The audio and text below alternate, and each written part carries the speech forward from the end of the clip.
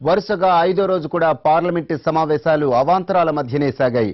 Rafale, Kaveri అంశాలపై Congress, DMK, AIADMK సభ్యుల నినాదాలతో రాజ్యసభ సమావేశమైన కాసేపటికే వాయిదా పడింది. ఇక లోక్సభ వాయిదాలు పడుతూ ట్రాన్స్జెండర్ బిల్లును ఆమోదించింది.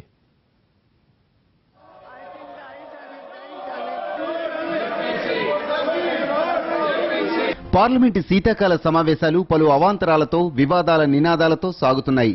రాజ్యసభ 4వ రోజు కాంగ్రెస్, తమిళనాడు సభ్యుల నినాదాలతో దద్దరిల్లింది. రాఫెల్ అంశంలో సుప్రీంను కేంద్రం తప్పుదోవ పట్టించిందనే అంశంపై చర్చకు నోటీసు ఇచ్చానని కాంగ్రెస్ సభ్యుడు గులాం నబీ ఆజాద్ అన్నారు.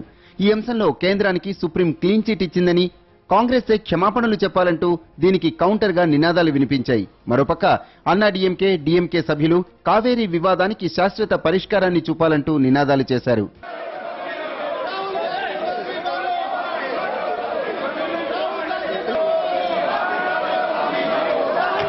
ఇక లోక్సభ ఉదయం సమావేశమైన తరువాత 3 సార్లు వాయిదా పడింది.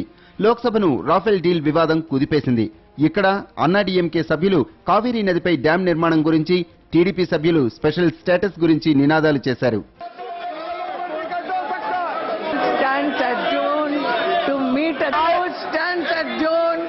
ట్రిపుల్ తలాక్పై వివాదం రేపిన ముస్లిం మహిళల వివాహం హక్కులకు సంబంధించిన బిల్లును లోక్సభలో ప్రవేశపెట్టారు. కాంగ్రెస్ సభ్యుడు శశి థరూర్ దీన్ని రాజ్యాంగ విరుద్ధమని వ్యతిరేకించారు. రెండోసారి వాయిదా పడిన తర్వాత సమావేశమైన లోక్సభ ట్రాన్స్జెండర్ హక్కుల బిల్లు ఆమోదం తర్వాత మళ్లీ వాయిదా పడింది.